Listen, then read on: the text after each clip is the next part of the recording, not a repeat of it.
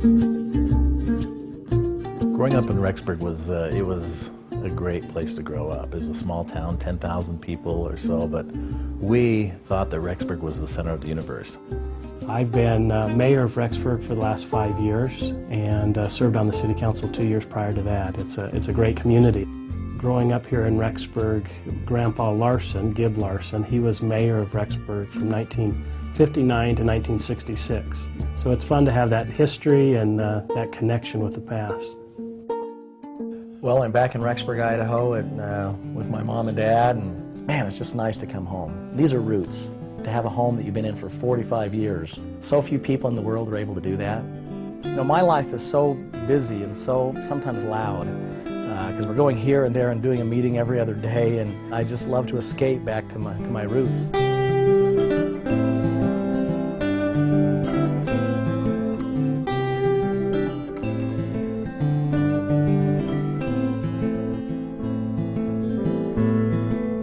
I grew up in Bountiful, Utah, and after my sophomore year in high school, my family moved to Rexburg, Idaho, and that was kind of a tough time to move right in the middle of high school. So I started my junior year at Madison High School, and one of the first days there, I met Dallin Larsen. One of the interesting things about Dallin is he wasn't a student body officer, he wasn't a jock, he wasn't in the choir or music, he wasn't a nerd, but every one of those groups liked him, and he liked them. He was part of every group in the school. We had 7 sons, and Dallin was the middle son. He actually had 2 older sisters and 1 younger sister, besides the 3 older brothers and 3 younger brothers. So we had to be really organized in our home. She had her work chart, and every day we had our list of things to do. Everybody knew exactly what they had to do every day before they could go out and play, and they were very good at that. So I'm not surprised that Dallin has succeeded in all the things that he's done, because he did learn how to work hard as a young boy.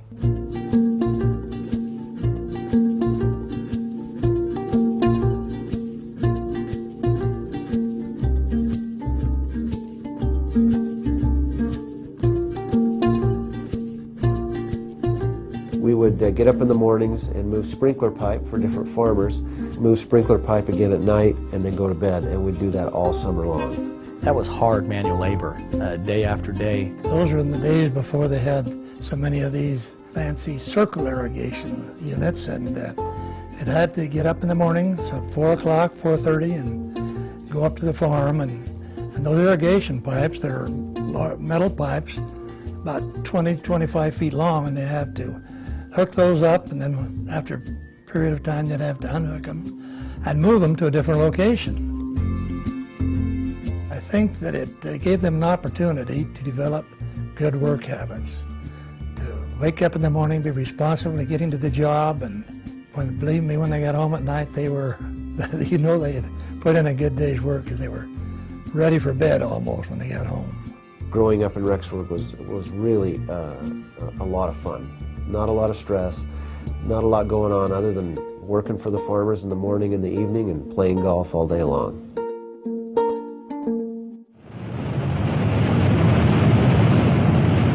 As I sit here and watch, I mean, you see it caving, it's just coming apart. At 11:57 a.m. on June 5th, 1976, the Teton Dam collapsed, flooding homes and farms in the upper Snake River Valley with 80 billion gallons of water. Here are recollections. The first thing that we knew about it was there was a radio broadcaster driving through town with a loudspeaker warning the people to get to higher ground. Pretty soon the water came right down through Main Street, and we could see from our vantage point houses floating by, livestock. We had 4 clothing stores at that time, and our home, and they all got flooded. It was a traumatic thing for our family. I was up on the hill watching this wall of water come through our town and destroy virtually everything in its path, and this woman sitting next to me had some binoculars, and she burst into tears as she saw the water come and totally take her home away. But I saw the goodness of people at the age of 17 and how people rallied together. We just had all these people come in from all over the country and helped us clean up our little town because it was just, it was a devastating mess. I saw the power and the synergy of people working together for a common good. And so now I look back on it and say, you know what, it was really a blessing that happened to our town, because it brought us together, both as a community, and it brought our family closer together because we worked together for the common good of the family.